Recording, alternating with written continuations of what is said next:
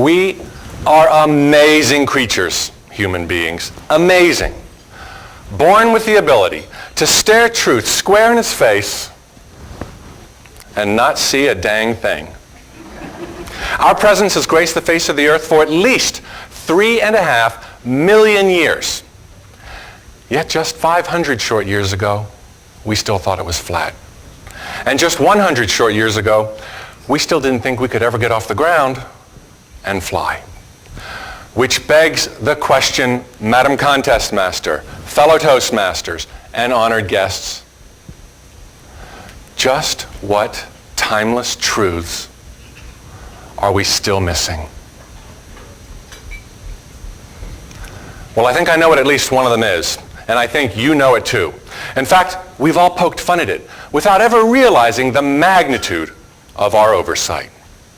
How many of you have heard the expression, be careful of what you wish for because you just might get it? Hands? You've all heard it. Now, how many of you also believe it's true to at least some degree? Be honest. Okay then. How many of you have therefore given considerable time, energy, or thought to figuring out just how or why it could be true? Fortunately, having a mother who's always inspired me to be a big-time dreamer, I have thought about it. And I've come to the conclusion that there is indeed a principle at play in the universe that turns wishes into reality. It's the exact same principle that powers positive thinking, and it's the very same principle that explains why visualizing is an exercise practiced around the world. It's even encouraged in our basic Toastmasters manual. In 3 simple words, that principle is this: thoughts become things. And I don't mean it figuratively, I mean it literally. Thoughts become things, not sometimes, but all of the time. And not just our positive thoughts, but the other ones too. Because it's an immutable law, as rigid and predictable as gravity. Now, I've known about this principle my entire adult life. And actually, while I'm not really all that old, I've had some amazing experiences with it. My favorite of which began just 2 years after I graduated from college. I was working for Price Waterhouse, and it took me 2 years with PW to finally get myself in a position where I could begin thinking about thriving in the real world instead of just surviving. And one of the things I did to help me think thoughts about thriving in the real world was I created a little scrapbook. And in this scrapbook, I put pictures I had taken from magazines of things that I wanted, like a nice watch, a fancy car, a condo, a house. And I also put in this scrapbook pictures of foreign destinations that one day I'd like to visit. London, Paris, Hong Kong, Tokyo. And I used this scrapbook to help me visualize every conceivable detail of my dreamed of life. Well, I did this visualizing experiment every single day for a couple of weeks, and nothing seemed to happen. After just a couple of months, every single day, nothing seemed to happen. In fact, it was almost a full year later when one day I went to work, as I always did, and for the first time learned that Price Waterhouse every year sends a few select people overseas on foreign assignments. 6 weeks later, I was living in sunny Saudi Arabia. Which to a couple of you here might not sound like a dream come true. And I have to admit, I had not spent any time visualizing myself living in the Middle East, never even heard of Riyadh 6 weeks prior to making it my home.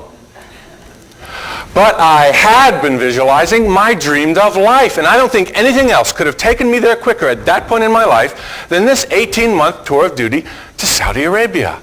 Because while I was there, I earned a very considerable hardship bonus, and I accrued 3 months paid time off to go wherever and whenever I wanted. And during those 3 months, I went to every city and country on God's green earth that I had ever dreamed of going, throughout Africa, Asia, the Far East, the South Seas. And my heart nearly missed a beat. One morning, having breakfast at the Regent Hotel in Kowloon, Hong Kong, when I looked up from over my coffee through the 2-story plate glass wall that surrounded me and saw the exact same view of Hong Kong Island that I had cut and pasted into my little scrapbook just 2 years earlier.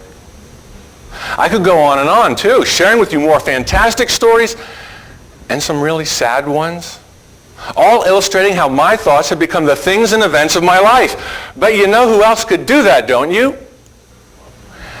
Every single one of you here, because it is an immutable law that governs all of our lives, whether we know about it or not.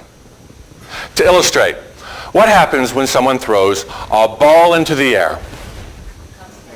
Comes back down. Why? Because it has to. It's the law. Now, does it matter who threw that ball? How old they are, how young they are, where they went to school, if they went to school. Does it even matter whether or not they know about the principles of physics and gravity for that ball to have to come back down to earth? Nothing matters once they throw that ball, because as it leaves their fingertips, the universe and its principles take over. And that's the exact same thing that happens once you choose your thoughts. So choose them wisely. Thoughts become things, whether you're visualizing or just daydreaming, thinking the good thoughts or worrying on your way to work. Recognize this principle. Understand its existence in your life, because then you can begin using it, deliberately turning your wishes into reality and living the life of your dreams.